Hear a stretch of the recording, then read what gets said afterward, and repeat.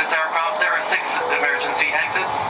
Hello, everybody. This is Ron, your captain speaking. We are currently 30,000 feet in the air, and we haven't even left the airport. We just lit the joint. Just kidding, a little pilot humor there. We like to have fun. Our destination today is Casablanca, Morocco. So everyone, sit back, fasten your seatbelts, and prepare for takeoff. We will be arriving in 6 hours. What's going on, 7-Footers gang? It's your girl Jenna here and Jarod. How we doing, Jarod? Hey man, we're good. Playoffs are here. We got series trying to wrap up. The Bucks already done with theirs. It's go time, Jenna. But I know we got some people to talk about to kick this show off, which is just whoo. It is go time. It is go time, dear. I have to say, just because everything that's going on in my head all at once gets overwhelming, so I have to let it out sometimes on you. We were about to just open the show, and for some reason I was thinking I was like about to start like the Knicks game, and I was like, what's going on, Knicks fans? That's why I just paused. You thought you were in MSG trying to hype the crowd up. It was an out-of-body experience I just had for a second there, probably because game 5 is on Wednesday, so we'll get there. And we'll talk about that. We will get there. Don't you worry. So even though I'm in Hawks red, unfortunately, it's just a really cute shirt. Yeah. Anyway, let's talk about some serious stuff happening out here in these NBA arenas, because for some reason fans think when they enter the doors of an arena, they just punch their ticket to non-civilization, I guess. And they think that there's no rules. You can go rogue, do whatever the hell you want. Excuse my language. But now we're on incident 3 with fans. If you guys haven't been catching up, you wouldn't have seen Russell Westbrook get popcorn thrown on him by a Sixers fan. Kyrie Irving get a bottle thrown at his head, which allegedly skimmed the top of his head, by a Celtics fan on a road game. And then you wouldn't have seen a fan charge the floor at the Wizards at Capital One Arena when they played the Sixers the other night. So it's out of control. And it blows my mind that fans believe that they have some type of authority, entitlement, whatever it may be. What is going on, Jarod? Sound off for me, because the players they're calling for player protection. It's a serious thing. The NBPA put out a statement in the short, respect our players, respect our game. It's not going to be tolerated. These fans are getting, the fan that threw the bottle got a felony charge. I mean, this is serious stuff too. So what is your thoughts? What are your thoughts? You know, my thoughts are in line with what the players are saying. They need to be protected. When you have a ticket to a game, you are not part of the show. Like, you are there to watch, cheer, do whatever, but actually to engage and get involved with the players. No, your ticket does not give you the right to do that. And again, you know, you talked about entitlement. You talked about all these different things. Look, this goes back a long way, and this is seated in American history and culture. And look, you can slice it up any way you want. The overwhelming majority, and in these instances, every single one of these times this happens, it is a white fan, right, going at a black player, right? And I don't care what you want to say about it. There are elements of race involved there, right? And ultimately, what this is about is what we have done in American society as it relates to sport culture. We valorize the fan and their fanatical ways and the way in which they show their diehardness, right? That is something to be proud of. And I mean, if you look at any of the way media covers it, oh, look at the crowd, look how engaged they are, blah, blah, all that stuff. Look, that's cool. You can enjoy the show, but this ain't about you, right? Like, it's the product on the floor.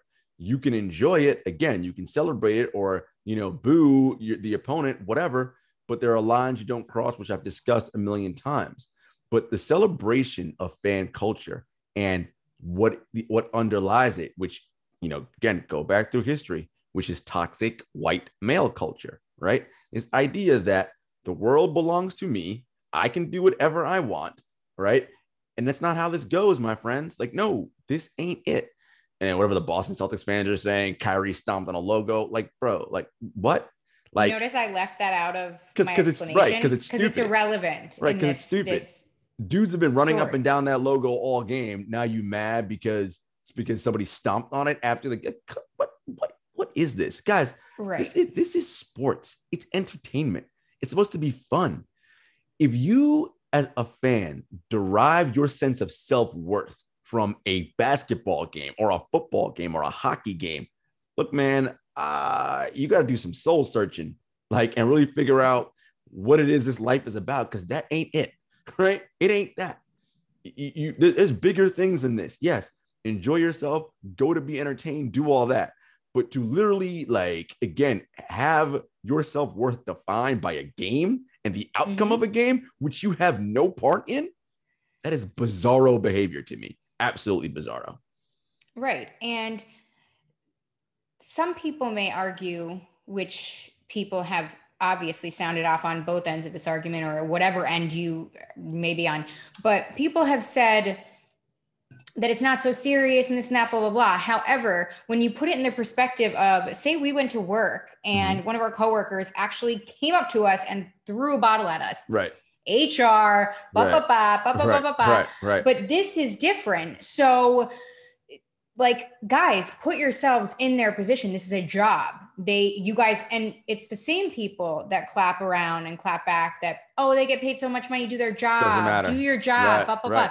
Well, they're trying to do their job. Right. They're doing their job. Exactly.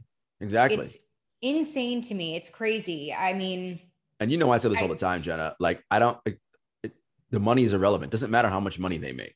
Like, when you are the 1/2 of 1% in an industry that is multi-billion dollars, guess what? You get paid a lot of money.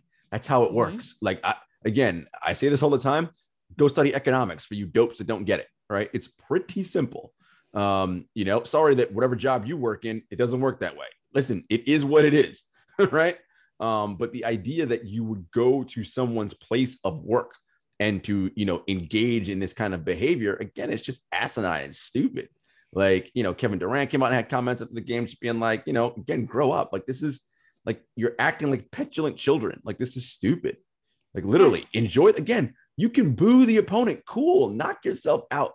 But there is no need for you to actually engage in that way. There's just none. No, not at all. Enjoy the game, like KD said, in other choice words, of course. But yeah, I mean, a ton of players have spoken out about this, rightfully so. And I'm interested and intrigued to see what the league is going to do in response to this, because I know they will. They have to. I mean, they do protect their players. So I'm interested to see how they plan to further protect their players. Here's the challenge. Everybody's like, all right, ban this fan for life, ban this fan for life. Like, how are you actually enforcing that ban? With the way tickets are sold in the secondary market, unless you literally have at every entrance of the arena, you have to get your ID scanned with your ticket to come inside. How are you going to know if that fan was in or out or not? You won't, right? Like, that's not. So unless every arena is going to invest in that kind of technology where it's like, okay, we've got a system set up where we know these are the people on the banned list. And every time you come in, ticket ID gets scanned. And if your name pops up, you're okay. But what arenas are doing that? What arenas even have that in place right now?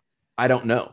Right. I mean, we're just going to get to a point now where we're going to start changing the dimensions of the arena as far as how the fans sit and move and push back fans further from the court, which makes it bad for all of us. Right. Like, because part of the enjoyment of NBA and of basketball is the proximity and the closeness you have to the players. But, sports is a reward for society functioning well. Well, if y'all don't know how to act and you don't want to function, cool, we won't have it anymore. Right. Like, that's going to be the next step.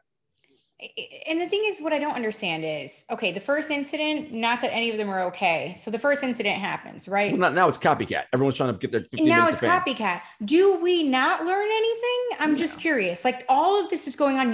You're going to get in trouble. You're going to be seen. We're in a social media era, first of all. Now these guys are probably sitting here like, I'm getting harassed or my face is plastered here, blah, blah, blah. However, if a player comes up in the stands and decides to kick your ass, then they're in the wrong, and they're this and they're that. And you know where I stand on that. Listen, any fan crosses that line. If a player comes in and knocks you out, hey man, that's on you, right? You invited it. You had that coming, right? That is on you. Exactly. So we'll see what happens moving forward, but I'm sure this won't be the last we'll hear of this. Hopefully the last we'll see of it, because These players deserve better. So hopefully people can act right. I can't even believe I have to say that. So there's that. All right, let's move on to some actual basketball here because we don't need to give these trolls any more spotlight than they've already gotten, their 15 minutes of fame. So let's talk about this. We're recording this on June 1st, first of the month. Happy June, guys. And we're nitty gritty in a couple series that are going to end super, super soon. Let's talk Celtics, Nets. Okay. Brooklyn's up 3-1. Everybody knows the dreaded 3-1 deficit is never good. So can the Celtics even salvage anything at this point? 1, 2, 3, Cancun. All right. That's where we at right now for the Celtics. Look, and I'm not saying that the Celtics, aren't going to fight hard tonight for game 5 and put their best foot forward. They'll be down Kemba Walker and Robert Williams again. So it's going to take another Herculean effort by Jason Tatum and Marcus Smart and that crew. Will they put up a fight? They're going to battle until the end of the 48 minutes. Won't be enough, right? I mean, the Nets know they want to close this series out because the Milwaukee Bucks are waiting, right? They've been off since Saturday as they swept the Miami Heat in 4 straight. So they're waiting, and they know Brooklyn's going to be their opponent. So they're already starting to scout. If you're the Nets, you've already, you let that game get away in Boston to give Milwaukee that extra edge. You want to close this game out tonight and get yourself together so that you're ready mentally and physically to undertake the next round, which will be a considerable step up in talent level, defense, offense, everything. Yeah. That next series, if things go as planned, that we think will be insane. But really quick there, you mentioned the Miami Heat. They got swept. Not that anybody is surprised right now, but when you think about it in the big picture, they won the East last season. But remember what I said at the start of this season, Jenna? That short off season for the teams that were in the finals is going to have a toll to pay at some point, right? And, the Heat just didn't have it, right? Tyler Hero and Duncan Robinson, these younger guys, they didn't have a full offseason to work on, first of all, to rest, and then to work on their games and add new things that other players had. They didn't. Jimmy Butler carried in a tremendous load all last season, and you saw it take effect on him in this season because he was out so much. COVID, injuries, different things like that. Bam Adebayo, same thing. And he lost some confidence, right? Unable to shoot and do different things in this series. So this is going to be a much needed offseason for Miami, first to get rest and get healthy, and for the guys to get back in the lab and work on their games. But I'm not surprised because Milwaukee is a far better team than they were last year. Heck yeah. It looks like when you watch them, you could tell they're much improved, and they do look like they have, I hate this saying sometimes, but I can't think of anything else. They seem like they have a chip on their shoulder, rightfully so, because everybody predicted them to go so far last season. So interesting enough. Anyways, that will be a good matchup. I'm predicting Nets, of course, too. So that's all she wrote. Now, let's move on because we got to talk about a more even matchup in the Blazers Nuggets. It's tied 2-2. It's going to play out so exciting, but I can't predict what's going to exactly happen at this point. But again, like I said, a closer matchup, even though it's a 6-3 seed. And now for game 5, we're back in Mile High City. Talk to me. Look, I said Nuggets in 6 when we started and did our preview, so I'm sticking to that. I expect Denver to win tonight at home.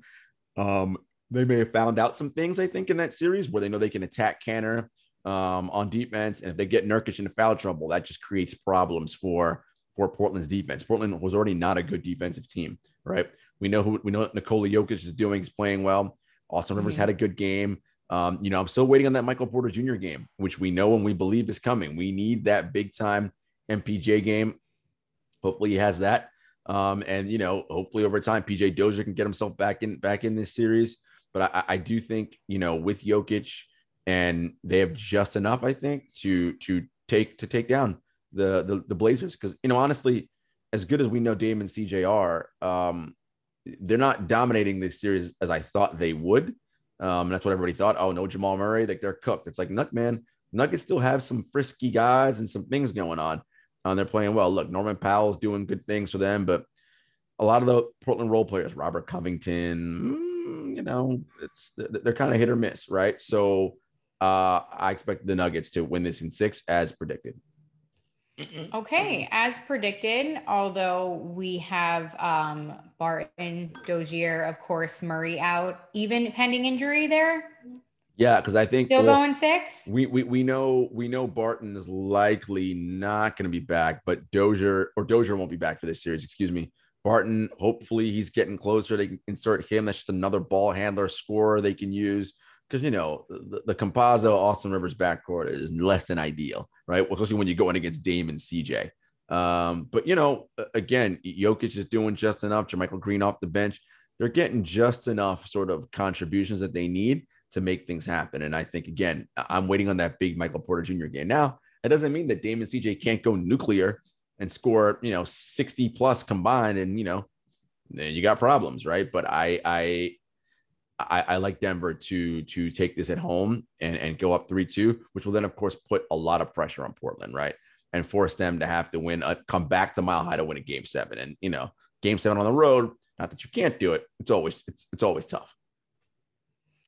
It is. This one's going to be a close one. And you know what? I have to give some props to the Nuggets here for being without Jamal Murray and fighting this hard. I mean, they seem like they're on a never ending path of just an uphill battle all of the time.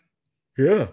At least in recent history. Anyway. Yeah. It's just unfortunate that Murray gotten hurt because this is a team that many people thought could come out of the West and get to the Western Conference Finals again, and it's especially now with how the Lakers are looking vulnerable, and we'll get to them at some point. It really is a shame timing wise, and that's the thing we talk about all the time, Jenna.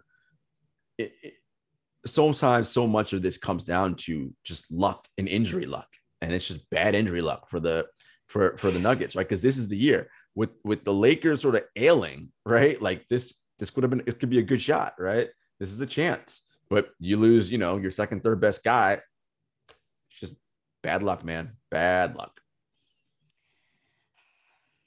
Makes me feel for these people with these injuries. No, it's tough. It really is. It is tough. You want to know what's tough? It's Lakers Suns series. Let's talk about it. All right. Damn it. God. It's Lakers Suns series. It's getting down to the wire here because why? It's tied 2-2 going into tonight, June 1st that we're recording this. So we'll catch you guys on the tail end of this one. God, I hope it's all right. But let's talk about our Lakers here. In trouble? Our Lakers? Your Lakers. Look, I was talking to LeBron James. Oh God! Okay, the ladies box. I was talking to folks, the king. Propaganda, folks. You know that Jenna is all about that LeBron propaganda. Look, did I pay money for this? Heck yeah, I did. Of course all you right? did. They're in trouble. 2-2 going to Phoenix tonight for Game 5, and if Chris Paul is looking healthier, look, man, shoulder. That's dangerous because it looks like you will not have Anthony Davis tonight, which means LeBron's going to carry the load by himself. And, LeBron did his propaganda speech after the game. These shoulders are built to okay, all the jazz. Oh my God. Yeah. When he said of course, you lapped it up because you're a propaganda. You love the propaganda. Gerard. Of course. Gerard.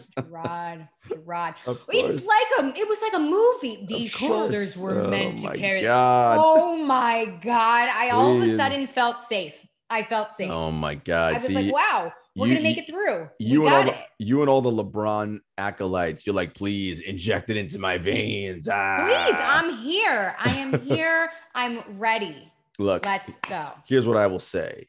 You don't have Anthony Davis the rest of this series. It's a problem. It's really gonna one strain. All right. It's not good. Gonna hurt you guys. Like you got Marcus All, you got Andre Drummond, you're gonna play more minutes. We'll see what that looks like. KCP's back for Game 5. KCP's back tonight for Game 5. Look, the real issue with the Lakers is they got to start. The role players got to start knocking down open shots. I mean, that's really what this comes.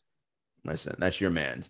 That's Winnie Harlow's man. Actually, Winnie, I ain't about this. All right. They have got to play better. I expect LeBron to come out tonight and do typical LeBron things. Will his teammates be there with him? I don't know. I don't hold out hope, and I love the extra juice that the crowd is going to give the Phoenix role players, Mikal Bridges, Cam Johnson, Cameron Payne, those guys. They start feeling themselves a little bit. They start hitting a couple of threes. Everybody gets excited. Now we know defense travels. We know that Lakers play really good D, but I'm telling you, no Anthony Davis. If DeAndre Ayton can dominate, Chris Paul looking healthy, and we haven't had a classic Booker game yet, right? Alex Caruso and the Lakers have been hounding him pretty well. He's only shooting 42%. But if Booker can unleash and get one of those games in, he gets to the line 15, 16 times, he puts up a 35, 40 burger. I'm loving Phoenix to go up 3-2. And then again, that puts the pressure on the Lakers. You got to now win 2 in a row, including 1 on the road into Game 7 at Phoenix. Can it be done? Of course it can be done. But it makes sure when you're scaling the mountain, right, that's going to be hard no matter what. That's what winning a championship is. You know that. Well, let's not make it harder than it needs to be. It's already going to be difficult, right? Why climb over this extra super jagged rock when I don't have to, and I can just go a little bit to the right? Well, Lakers are now getting close to that extra jagged rock, right? It's saying, okay, if you go down 3-2, that's it. You're going to have to overcome that. You're playing longer than you want to play. If the teams above you in seeding, if they wrap up their series early, they're sitting and waiting, right? So these are the things you gotta start looking at. Do you know what this narrative does to the overall story? Yes, of course. Anthony Davis, LeBron brings him back from the brink. Listen, he's setting it all up. Yes, on his shoulders. That quote was a philosophical Oscar-worthy quote. Oh, listen, we know he's an actor, all that flopping he does. We know that. We know he's trying to get some Academy Awards out here. The only one he's going to get an award for is Space Jam. Okay. God, releases soon, kids. Releases soon. Coming out soon. Right after the finals. Yeah. It's going to be sad when it comes out and he ain't in the finals. That's going to be real sad. But, we'll see. You're lucky he can't hear you. You're lucky. You're lucky. Sorry, King. I got you. And, of course, his famous quote, just a kid from Akron. Oh, Lord. Here we go. Just a kid. Nobody is better than myth creating, propagandizing, and then LeBron James. This guy is like world class at this stuff. I just choose not to buy into the propaganda. That's all. Listen, you know where I stand, Jenna. Incredible basketball player. One of the 3 greatest players of all time. I nothing to say about his basketball play. All his other stuff, the propaganda stuff, nah, miss me with that. I'm good.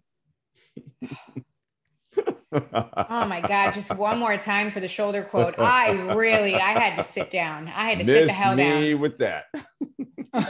I hate you. Oh my God, you don't. All righty. Okay. Real quick here. I'm still sticking to true and blue to my purple and yellow. Purple and gold. Lakers in 7. That's what you said. I said Suns in 7. So, Oh, this is going to be a good one. We should have a friendly wager. Yeah, we'll figure out what we should do.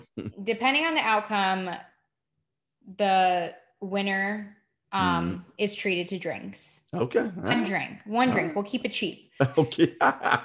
We'll keep it cheap. Nice. All right. It's a deal. All right, deal. Air shake. All right. Let's move on and talk about a couple other series that are also pretty boring because we got a lot of deficits up in this beef. You know how the kids say out here. So let's talk about Grizzlies Jazz. Okay. Jazz are up 3-1, and heck, dare I say, Donovan Mitchell, aka Dwayne Wade, is out here balling in these streets. I love a good narrative, and this is my next favorite narrative. Okay, I love me some D Mitch. I love me some D Wade. I mean, it rolls right off the tongue. I mean, for real though, Utah is balling. Everybody's been sleeping on them. I feel like they're like the silent killers too. Everybody's talking about the Lakers. Everybody's talking about everybody else. Yeah, that's you. Everybody's on the LeBron propaganda train. Yeah. I have an obligation to my king. Okay. Anyway, let's go to Utah because that's my new favorite Housewives series as well. Okay. I know. I'm surprised they're not courtside. Actually. Real Housewives of what? Of Salt Lake. Salt Lake. Oh, they're good. If you wanna watch a good show, so good. Shout out to my girl Lisa Barlow. She's the best. Hilarious. Let's talk about this though. Can the Grizzlies do anything at this point to come out of this 3-1 hole? Look, I love my Grizzly Cubs. Shouts to John Morant, Jaren Jackson Jr., that whole crew. They play so hard. They play really good defense. That game is, oh man, they got it so close a couple times last night into a couple possession game. But Utah's such a disciplined team, man. When they come down on offense, they just know how to execute and get the shot that they want. We talk about playoff basketball all the time, Jenna, and that's the key to it, right? It's like, can you execute and get what you want? And the Jazz get the look they want just about every time down the floor. And it's kudos to the system they run there that Quinn is running with Conley, Mitchell, Gobert, and Bogdanovich, and Ingles, all the shooting they got, Royce O'Neal. Like they're a well-disciplined team. Look, they were the number one team in the league all season for a reason, right? Because they're good, right? Number one in adjusted net rating for a reason, right? They're an excellent team, and they're extremely disciplined in their play. It's just tough for my Grizzly Cubs. John Morant, like, he's playing well, but it's tough, right? The jumper, sometimes it comes and goes.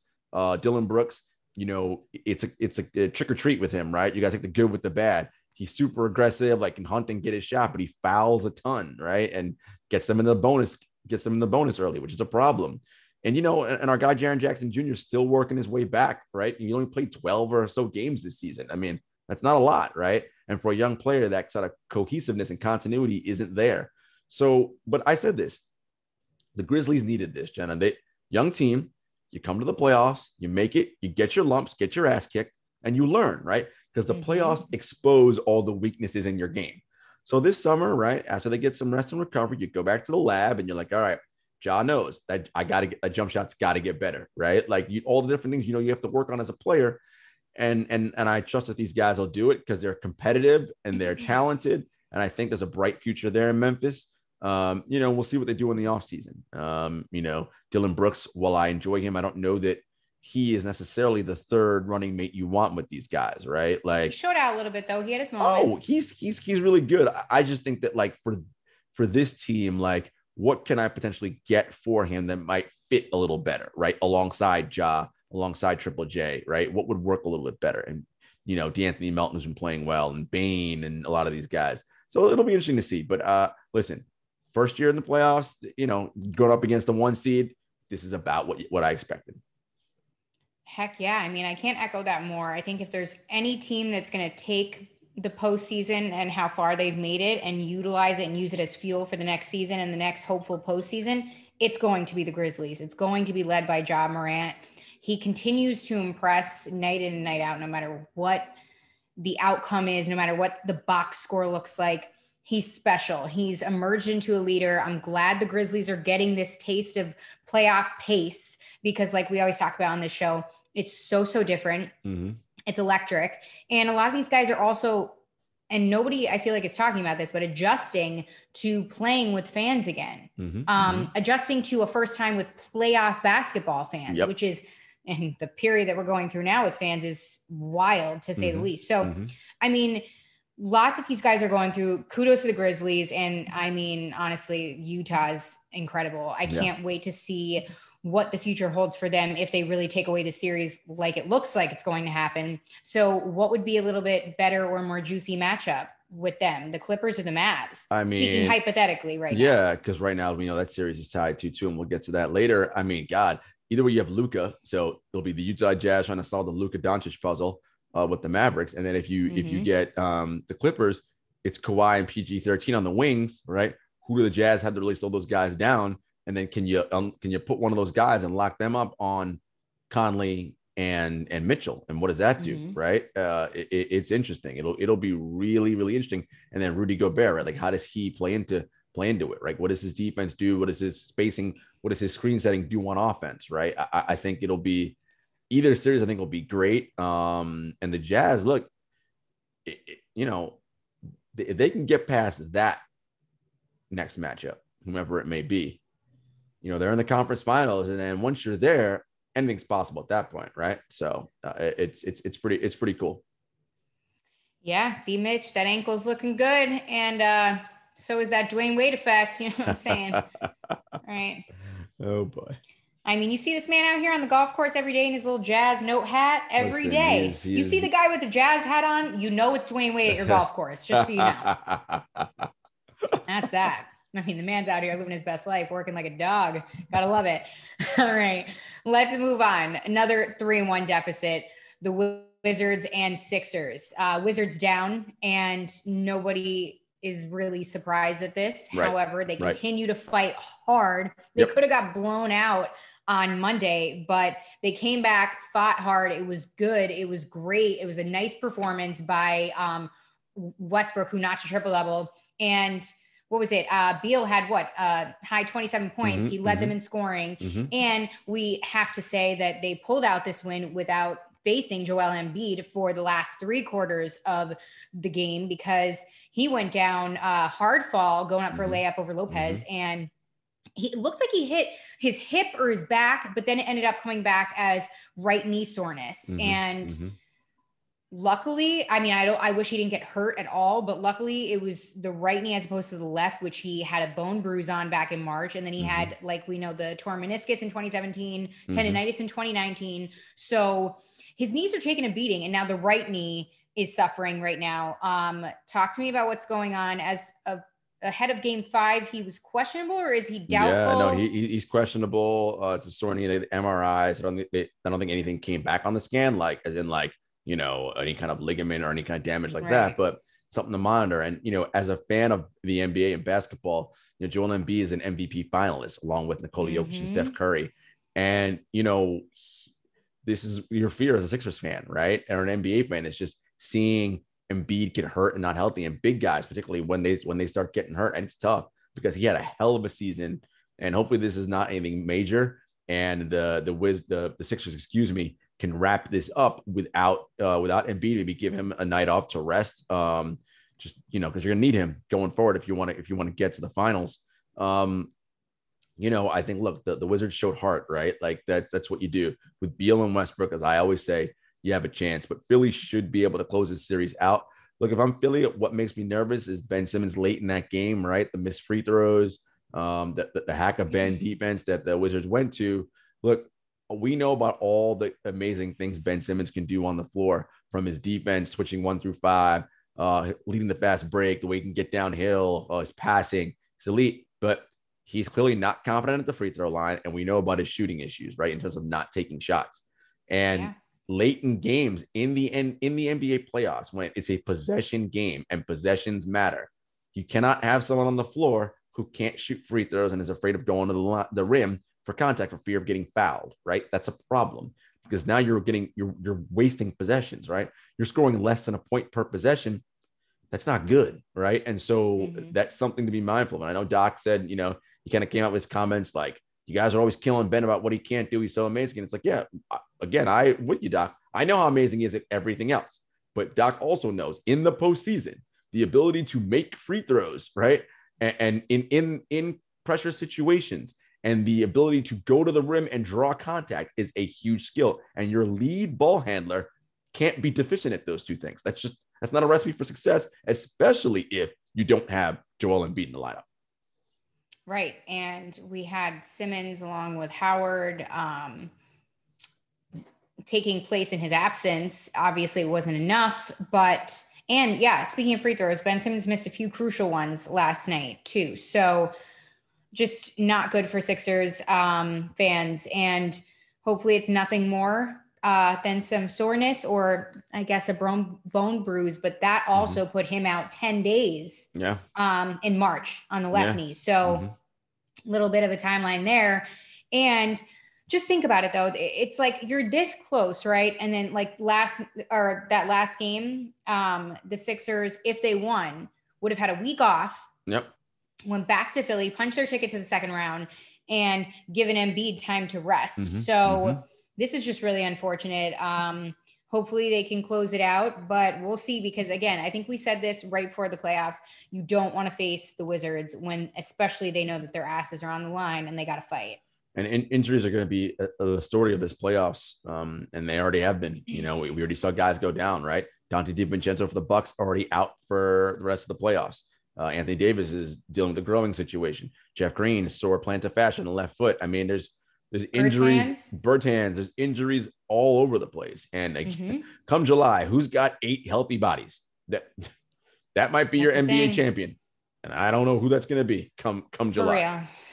Very interesting. My gosh, my nerves.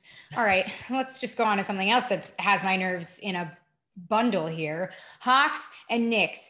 It's back at the Garden, June 5th, Wednesday, for a must-win game, because the Hawks are up 3-1, another deficit. The Knicks are down. I mean, Julius Randle hasn't been really present all playoffs, NBA's most improved player. I mean, is it enough to overcome Trae Young and the Hawks? Look, if they're back at the Garden? when this matchup came out, if you just looked at it from a pure talent standpoint, it wasn't close. The Hawks are by far the more talented team. If you look up and down their roster, they just are. Now the Knicks are gritty. They play tough defense. They grind things out. They play hard. But there's a ceiling you have with that, right? Toughness and grittiness and heart only go so far, right? Mm-hmm. When the other team you're facing has dudes who are shot makers, right? And shot creators. There's only so much you can do. And again, in the playoffs, that matters, right? The ability to create and make shots. That's so huge. And I always worried about that, right? I said with the Knicks, my issue is their offense. Who's going to score enough points? Because the Hawks are going to know, okay, if we take Julius Randle away, what else do they have to worry us? Okay, Derrick Rose, you got your couple games off, your 25 points, whatever. Okay, we'll live with that. We'll live with, a veteran player of his age with his injury history playing extended minutes. We'll live with that. RJ Barrett, you had a nice season, bounce back from 3, but haven't really been shown at this playoffs. Mm-hmm. Reggie Bullock, okay, we'll see. He recorded 0 points in game 4. I mentioned Alec Burks, who had that incredible game 1. I was like, can we count on that again 3 or 4 more times? Thus far, no. Right? I mean, you look at the Hawks roster. Trae Young obviously gets a lot of the headlines, but Bogdanovich, Clint Capella, Kevin Huerter, DeAndre Hunter. I mean, you got guys who can fill it up. Lou Williams off the bench. I mean, they are a complete team in that way. And they are taking away Julius Randle and his left hand, forcing him to go right, and forcing him to create and pass out of that situation. It's uncomfortable. And Trae, we already talked about how, I hate using cliche things, but like, this is a guy who's showing, at least early, he's built for the playoffs, right? He's built for hostile environments. Oh, y'all want to talk shit? Cool. No problem. I'm good.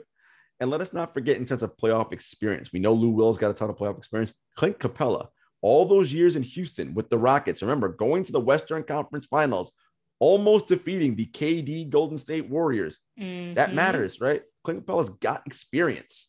And Clint Capella's also got a lot to say. Oh, I love it. And Nate McMillan, he's a playoff tested coach. Of course, we know Thibodeau is as well. But, he's infusing his team with that. And the Hawks are relishing the opportunity to come to Madison Square Garden tomorrow night and close this game and close this series out. They want that. Trae wants that, right? He's embracing it and loving being the villain. And the Hawks are loving this. And look, I mean, the fun part about sports is the back and forth, right? So we saw at the end of game 4, there was a hard foul by Gallo on Reggie Bullock. And then a play later, Julius Randle went on a hard foul, to quote unquote send a message.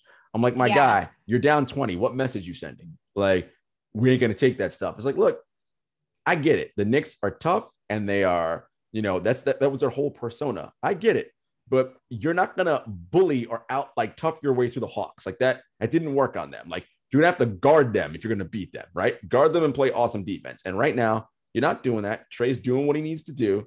And they're just a better team. And it's okay. As I said, Knicks fans, you're ahead of schedule. Vegas picked you to win 22 games this year. You won way more than that. And you were the 4 seed in the playoffs. You're ahead of schedule. Ahead of schedule. I can't wait until this is all over. And on a real note, we could talk about the progression and the mentality and the maturity of Trae Young. Yeah. And how well he's handling this and performing on the biggest stage, literally Madison Square Garden. He's doing his thing. And winning and trolling at the same time and just thriving in this environment. I can't wait for us after it's all over and we're getting ready for next season to talk about Trae Young and the leap that he's made. I mean, he's embraced this villainous role, as every headline says, and it's great. It's fun to watch, but I still love the Knicks. So there's that. So what is your prediction, Jarod? Do you think this is over? Oh, yeah, series over. Yeah, it's done. Hawks win. Listen, the Knicks are going to fight tooth and nail to the last buzzer. I think the Hawks have more guys who can make shots, and they will. True. And speaking ahead a little bit too, it's going to be fun to watch the Knicks in the coming season. Yeah, going forward. Yeah, after this progress, the culture has been built there. You got some good things. You have some young pieces you can build around. You got some decisions to make in the coming off seasons, but I like what I see out of the Knicks. Heck yes. Let's move on here because we got another matchup that is actually closer than the rest that we just talked about. We're done with the deficit talk, guys. All right, let's get a little happier here because it is a little closer between the Mavs and the Clippers. Series is tied 2-2. And it wasn't looking good at the start for the Clippers, but then they rallied back, of course. And we have a little bit of concern because Luka's neck is definitely not still, it's not healed, obviously. He was cleared for game 4. But talk to me about this injury and how much it could impact this crucial must-win game 5, because at one point he couldn't even turn his head. Well, for a player like Luka, who relies on his peripheral vision, his ability to see the entire court, not being able to turn, that's a problem, right? That limits my peripheral vision. There's sides that I can't see. So if double teams are coming from somewhere where I can't turn quickly enough to see that, right. The NBA always says it's all about margins, right? Luka recognizes and reads things, right, that half a beat before everybody else, which is why he's able to dissect teams on defense. Well, if he doesn't have that now and he can't see where it's coming from, now that size is coming his way, that's a turnover, right? That's a pass to a teammate who's covered. That's, that's a steal. There's all these different things that now lead to offense for the Clippers. Kawhi and Paul George have been excellent this series offensively. They've played a little bit better defense last game. Look, if the Clippers go home and win game 5 and they go up 3-2, yeah, it puts the pressure back on Dallas, right? Because now, again, you got to win the next 2, right? 2 in a row, and including one of them at LA. So this is a great series, man. We knew it was going to be good. We knew Luka was going to win them 2 games, which he did. The Clippers bounced back because, look, we were concerned about that, right? How would the Clippers respond? Are they going to fold?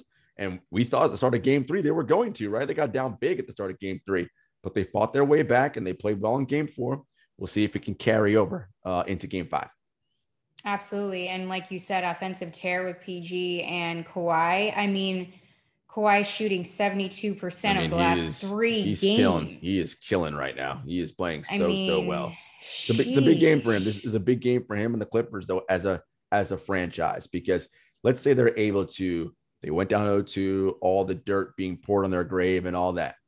If they're able to win the next 4, Jenna, and go up and win this in 6, that's going to do something for their confidence. You know me, I always talk about what a team's done from an analytical perspective, right? Okay, they were number 1 in net rating, all these different things that they are and the different teams are. But there is something to collective experience, which I also talk about, right? The feeling of losing, being down 3-1 or being up 3-1, blowing that lead, having to come back, being down 0-2 this year if they manage to fight their way back and win this series. You can't measure what that does, but that galvanizes a team, right? It's similar with Milwaukee, right? Milwaukee's been hearing for the last 3 years. Yep, they're regular season champs, paper champs. They're so good in the regular season, they suck in the playoffs, right? They didn't duck Miami. They're like, all right, we want Miami. They put their foot on Miami's necks and stomped the life out of them, right? 4-zip swept them. Those years of coming up short fortifies a team. Now, it can make them go the other way, but they have combined experience where they know the sting and the pain of losing and underperforming and what that means as a group to come together and come back next year and try to be better, right? Those shared experiences matter come playoff times. I don't know how much because there's no stat that measures that, but I think it's really, really important that, you point out those things about those kinds of teams. Heck yeah, this is a good one. I'm curious to see what's going to happen. Honestly, it could go either way, and if could go any number of ways. But again, if the Clippers find a way to win this, particularly in that kind of fashion, where they go and they win 4 straight, or even if it goes to 7 and they win a big game 7, like that's huge. Oh my gosh! Or let's say they go down 3-2 tonight and they go back to Dallas to win another game on the road in a closeout, right? It's how it galvanizes the team. So it'll be interesting to see how it all plays out. I'm excited. It's getting crazy. It's getting wild. And it's getting down to the wire. We're going to be at the second round. I know. And we're still in the first, guys. So we got some time. But as always, folks, you know where to find us. Apple Podcasts, Spotify, YouTube. We're on Twitter at 7FootersPod, on Instagram at 7FootersPodcast, at JS Hector, at Jenna Lemoncelli. And we'll see you guys next week. Keep watching the playoffs. Peace.